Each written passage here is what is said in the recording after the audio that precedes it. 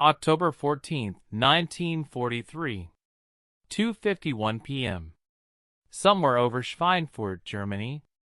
The sky is burning. Overfeldwebel Hans Joachim Johann Hermann watches from his Bf-109's cockpit as another B-17 spirals earthward, its left wing torn away. Black smoke trails behind it like a funeral shroud. He's already claimed 2 American bombers today. One more and he'll receive the Knight's Cross, Germany's highest military honor.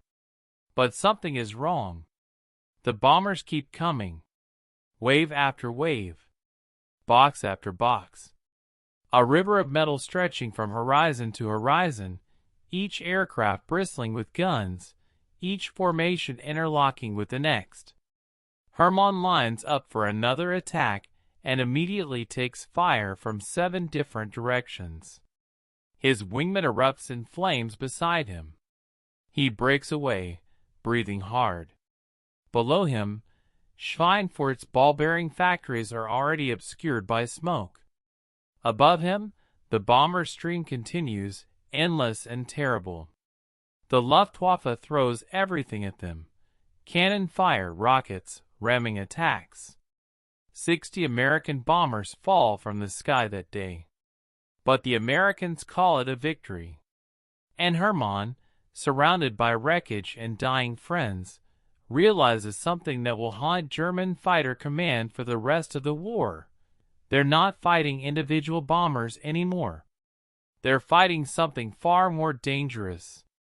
They're fighting an idea that enough metal, enough firepower, enough coordination could turn the sky itself into a fortress. When the first B-17s arrived in England in 1942, German intelligence officers examined the crashed bombers with something approaching amusement. The Luftwaffe had been flying combat missions since the Spanish Civil War in 1936. Their pilots were veterans, men who'd flown over Poland, France, Britain, and Russia. Some had 50 kills. Others had over 100. They knew every Allied aircraft intimately, understood their weaknesses, exploited their vulnerabilities. This new American bomber seemed almost comically inadequate. In October 1942, when Luftwaffe technical staff examined their first intact B-17 up close, they found an aircraft designed for one purpose: daylight precision bombing deep in enemy territory. It carried 11 heavy machine guns, unheard of defensive armament. But the real shock came when they recovered the famous Norden bomb site, a mechanical computer so advanced that its blueprints were already in German hands, delivered by a spy before the war. One Luftwaffe officer wrote in his report, "The Americans clearly intend to bomb in daylight, without fighter escort, relying entirely on defensive firepower. They believe their formations can defend themselves through concentrated machine gun fire." Another officer, Erhard Milch, was less optimistic. He looked at the reconnaissance photos showing massive airfield construction across eastern England. He studied American production figures. He did the mathematics that others refused to see. "Things don't look rosy for our big cities," he wrote. He called 1943 the year of clenched teeth. Most dismissed him as a pessimist. The British had already tried daylight bombing. It was suicide. RAF Bomber Command had switched to night raids after losing too many aircraft to German fighters and flak. The Americans, the Germans assumed, would learn the same lesson, probably faster, given their inexperience. On August 17, 1942, 12 B-17s of the 97th Bombardment Group attacked the rail yards at Rouen, France. RAF Spitfires escorted them the entire way. The mission was almost absurdly successful. Only one aircraft suffered minor damage, and half the bombs hit the target area. German fighter pilots, who engaged them were surprised by the concentrated firepower. Attacking from behind, the standard tactic, meant facing twin .50 caliber machine guns in the tail position. The rounds had higher muzzle velocity and greater range than German machine guns. But it was just 12 bombers. The Germans weren't worried yet. They had no idea what was coming. By November 1942, German AS Egon Mayer had found the B-17's weakness. He approached from directly ahead, 12 o'clock high, where the bomber's defensive fire was lightest. At a closing speed of over 500 miles per hour, he had perhaps 3 seconds to fire before breaking away. It required nerves of steel and perfect timing. It worked devastatingly well. Other pilots adopted the tactic. Head-on attacks became standard. The Americans responded by adding more guns to the nose of the aircraft. First a handheld machine gun, then later models mounted a powered chin turret below the bombardier's position. The air war became a deadly evolution. Each side adapted. Each innovation met with counter-innovation. Each mission wrote lessons in blood across the European sky. The Americans were learning that their theory, that mass bombers could defend themselves, worked only partially. The concentrated firepower did create an effective shield. Luftwaffe reports indicated that destroying a single B-17 required approximately 20 hits from 20mm cannon shells. With the average German pilot hitting with only 2% of their rounds fired, that meant expending 1,000 shells to guarantee a kill. But here was the brutal calculus. When isolated from formation, a B-17 was easy prey. A 1943 Army survey found that over half the bombers shot down had left the protection of the main formation due to damage, mechanical failure, or navigation error. The solution was obvious: tighter formations. Colonel Curtis LeMay, commanding the 305th Bombardment Group, pioneered what would become known as the combat box, a three-dimensional formation where bombers flew in staggered vertical and horizontal positions. The lead squadron flew at the center. A high squadron flew above and behind. A low squadron flew below and behind. Each aircraft could bring its guns to bear without hitting friendly planes. The formation created overlapping fields of fire in every direction. 3 squadron boxes formed a group. 3 groups formed a wing. 3 wings could put 162 bombers in the air, creating what amounted to a flying battleship with over 1,000 machine guns. Luftwaffe pilots called it the Fliegen Stachelschwein, the flying porcupine. One German pilot, captured after being shot down, told his interrogators, "Attacking from behind was like trying to make love to a porcupine that is on fire." But the formations came with a cost. Maintaining position required constant concentration. The turbulence from leading bombers made flying physically exhausting. Pilots couldn't take evasive action. During the bomb run, the final approach to target, they had to fly straight and level for 20 to 50 miles, making them perfect targets for anti-aircraft guns. Forming up took over an hour and burned precious fuel. In bad weather, with dozens of bomber groups trying to assemble over the same small piece of English countryside, mid-air collisions were common. About 5% of all bomber losses occurred during formation assembly. And the formations still weren't enough. August 17, 1943. Exactly 1 year after the first American bombing mission over Europe. The mission planners called it Operation Juggler. It would be the deepest penetration yet into Germany, a double strike designed to split German fighter defenses. The 4th Bombardment Wing would hit the Messerschmitt factory at Regensburg, then fly on to land in North Africa. The first bombardment wing would strike the ball-bearing plants at Schweinfurt and return to England. Both targets were beyond the range of escort fighters. The plan depended on perfect timing. The Regensburg force would take off first, drawing German fighters away. The Schweinfurt force would follow 15 minutes later, slipping through while the Luftwaffe was on the ground refueling.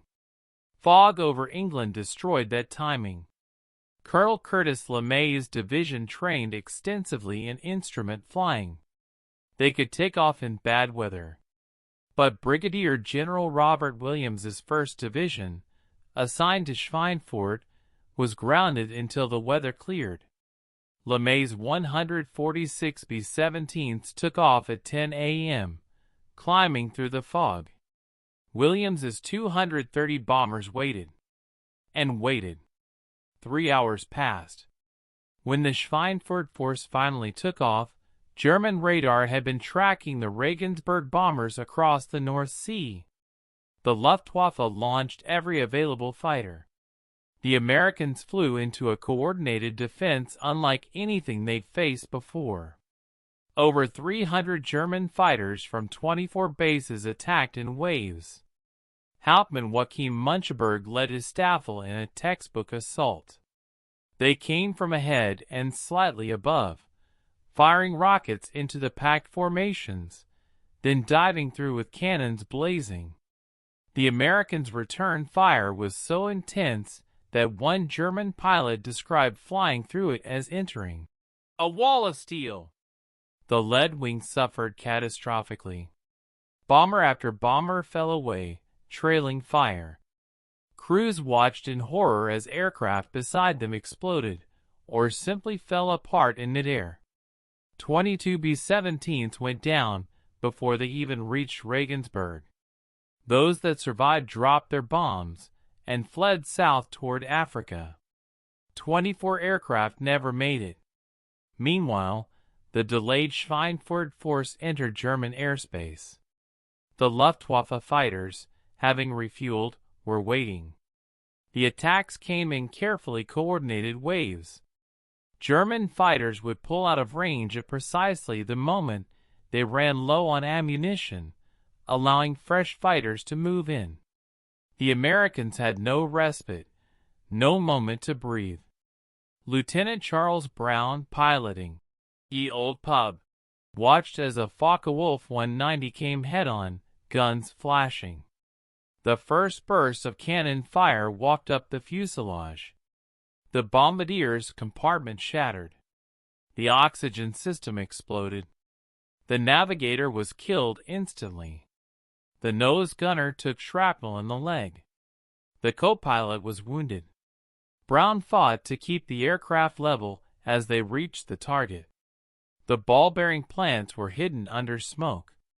They dropped their bombs anyway and turned for home. That's when the Bf-109s found them again. The formation was scattered now, damaged aircraft falling behind.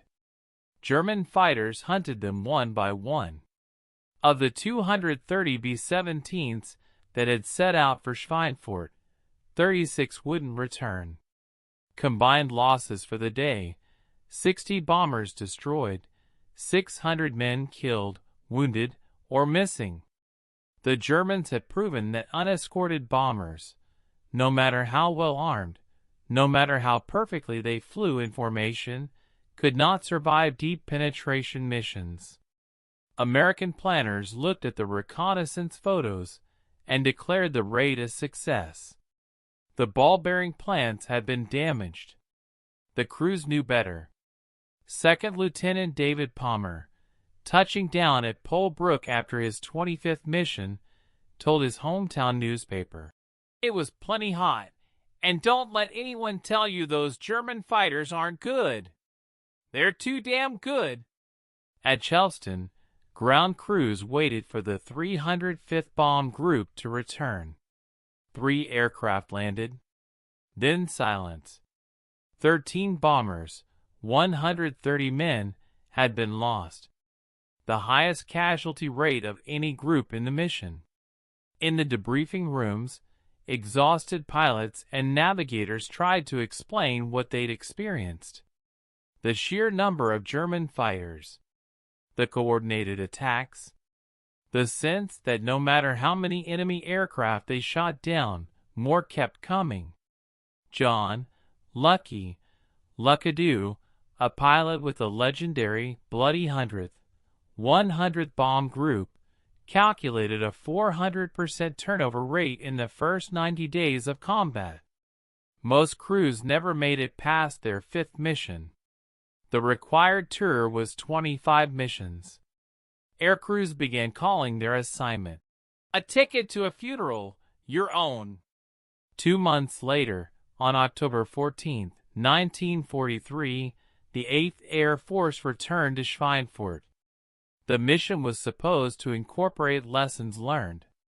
Additional fighter escorts would cover the outward and return legs. The entire force would concentrate on Schweinfurt rather than splitting. But a series of mishaps destroyed those plans. The fighter escorts had inexplicably not been equipped with drop tanks, limiting their range. Bad weather over England caused confusion. One fighter group was diverted to escort a decoy mission. The 291 B-17s that reached Schweinfurt faced the full fury of the Luftwaffe. German fighters now carried larger cannons and rockets. Some mounted the Granite 21 rocket system, unguided projectiles fired from tubes mounted under the wings. They weren't accurate, but they didn't need to be. Fired into the pack formations, they forced bombers to break apart or risk destruction. Specialized Sturmgruppe units flew heavily armored FW-190s, sacrificing maneuverability for the ability to close within point-blank range and blast bombers apart with 30mm cannons. 60 B-17s were shot down. Another 17 were damaged beyond repair. Of 2,900 men who flew the mission, 650 were killed, wounded, or missing, a casualty rate of 22%. The Americans called it Black Thursday. The American official history of the Army Air Forces would later acknowledge. The fact was that the 8th Air Force had for the time being lost air superiority over Germany. Deep penetration missions were suspended. The strategic bombing campaign, the entire theory that had justified building thousands of heavy bombers, appeared to have failed. Through the winter of 1943 to 44, American factories worked around the clock.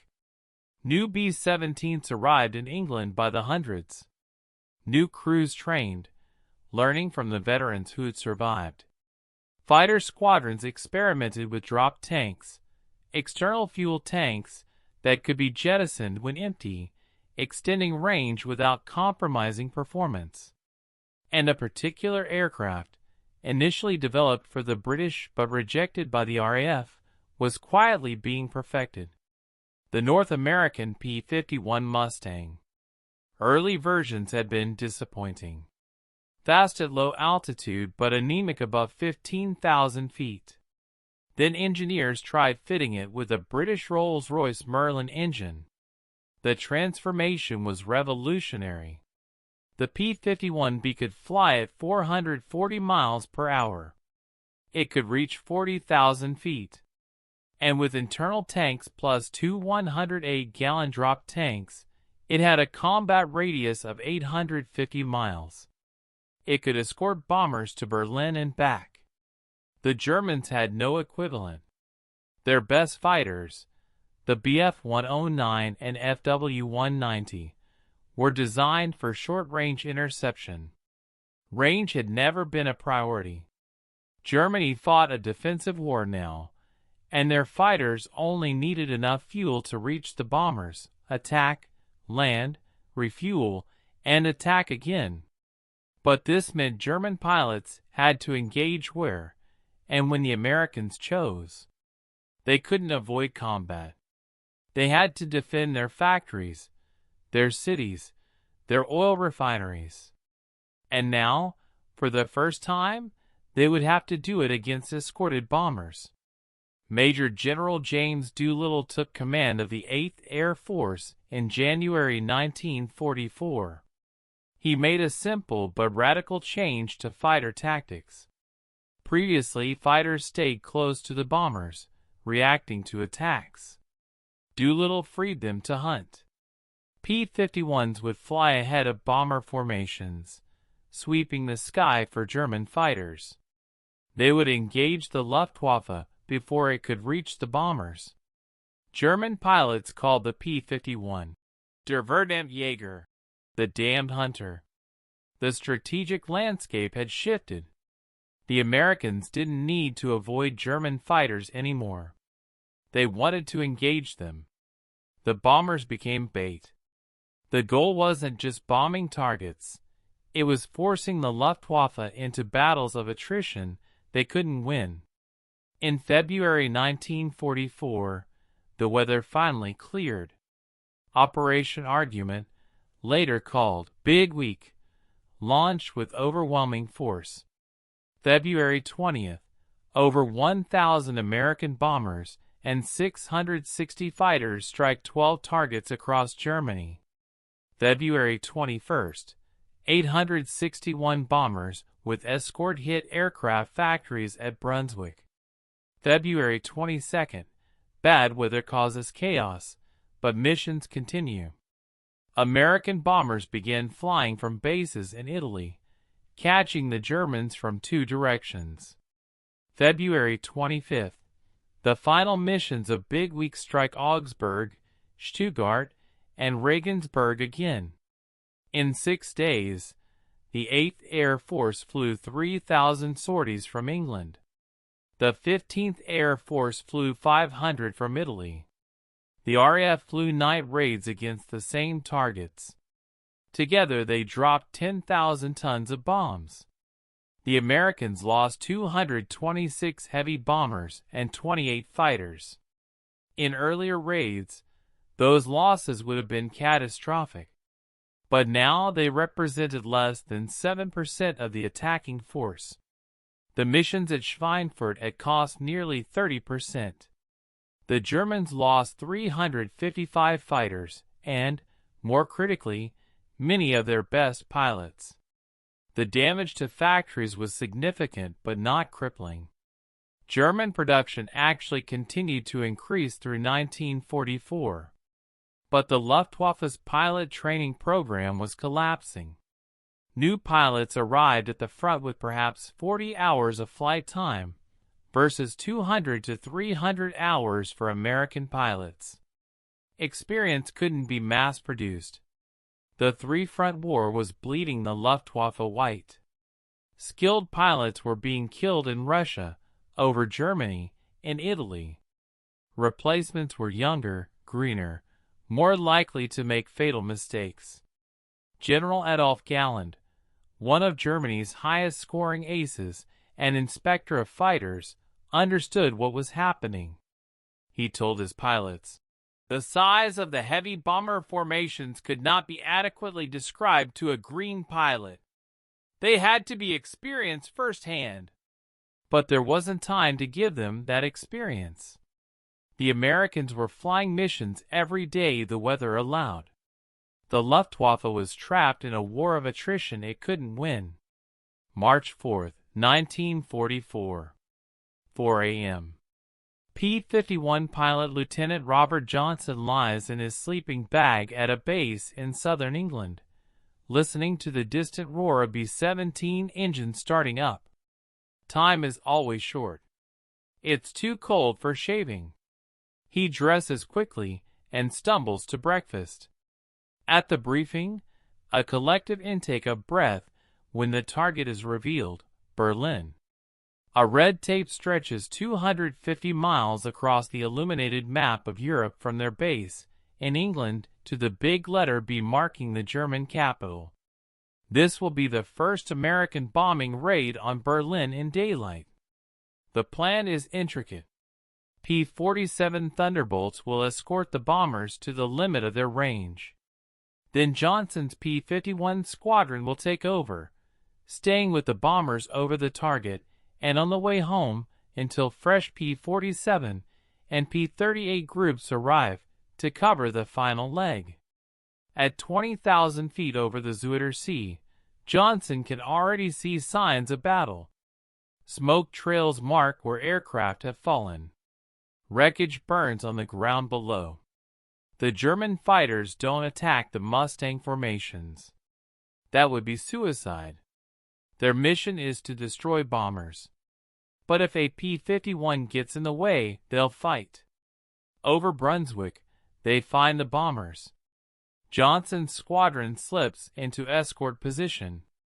The bomber stream stretches as far as he can see, hundreds of B-17s in perfect formation, stacked high and low, a three-dimensional geometry of aluminum and firepower. Then the German fighters arrive. They come in waves, just as they always have. The F-109s, FW-190s, even some of the new Me-262 jets, though these are still rare. They attack the bombers with rockets, with cannons, with desperation. But now the P-51s are there. Johnson and his squadron dive into the fight. The battle fragments into 100 individual dogfights. Radio discipline collapses into urgent warnings, victory claims, calls for help. The smallest fighter unit becomes a leader and wingman. Stay together if possible. Don't get separated. Below, Berlin's anti-aircraft guns fill the sky with flak. A thick column of smoke rises from the city. The bombers fly straight through it, steady and inexorable. German fighters that survive their first pass against the bombers find themselves in a general melee, trying to fend off the American escort. This is exactly what they didn't want, a prolonged engagement that burns fuel and ammunition. Johnson's squadron claims 20 enemy fighters shot down without losing a single aircraft. When it's over, when the bombers turn for home and the German fighters break off, there's a moment of terrible quiet. Just the sound of engines and wind. The sky is full of smoke trails and falling debris. Parachutes drift down through the thin air. But the bombers are still in formation. The mission would be counted as a success. 5 bombing raids on Berlin in 6 days, March 3rd, 4, 6, 8, and 9. Each time, the Americans flew with overwhelming force. Each time, the Germans defended. Each time, the Luftwaffe suffered losses it couldn't replace. By spring 1944, the pattern was clear. American bomber formations now routinely numbered in the hundreds. On particularly large missions, over 1,000 aircraft would fill the sky. B-17s, B-24s, fighters of all types. The combat box formations had evolved to maximum efficiency. A 54-plane wing formation could bring 700 heavy machine guns to bear.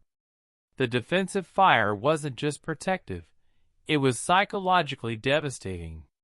German pilots described approaching the formations as flying into a wall of steel. One Luftwaffe pilot captured in December 1944 told his interrogators about attacking B-17s in a Sturmgruppe formation. Even with heavily armored FW-190s and 30mm cannons, the coordinated defensive fire from the bombers was overwhelming. He said the top turret gunners were particularly feared. They had the best field of fire and often the most experience. But the real killer wasn't the bombers' guns. It was the escorts. P-51s now routinely flew ahead of bomber formations, seeking out German fighters before they could attack. The Luftwaffe's heavy Sturmgruppe fighters, weighted down with armor and cannons, couldn't maneuver against Mustangs. They were easy prey. The once proud Jagdwaffe was being systematically destroyed. In June 1944, when Allied forces landed on the beaches of Normandy, they did so under total air superiority. The Luftwaffe managed to fly only 300 sorties on D-Day. The Allies flew 14,000. The transformation was complete. 3 years earlier, the Luftwaffe had controlled the skies of Europe. Now they were fighting a defensive war they'd already lost. The cold mathematics of aerial warfare had tilted decisively. German aircraft production actually peaked in 1944, despite the bombing. Dispersed factories, underground facilities, and thousands of forced laborers kept building fighters. But it didn't matter. Production could be replaced. Pilots couldn't. A Luftwaffe pilot in 1944 faced impossible odds. American fighters outnumbered them. American pilots had better training, more flight hours, more experience. The bombers they were defending against flew in formations so large and so well coordinated that attacking them was nearly suicidal. Some German units developed specialized tactics.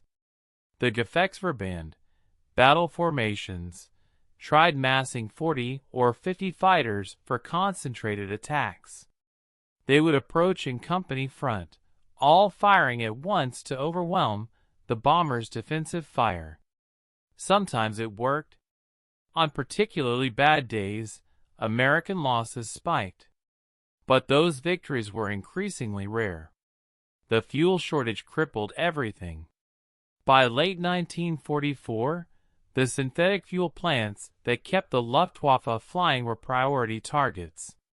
German pilots found themselves grounded not because they lacked aircraft, but because there was no fuel to fly them. Training collapsed entirely.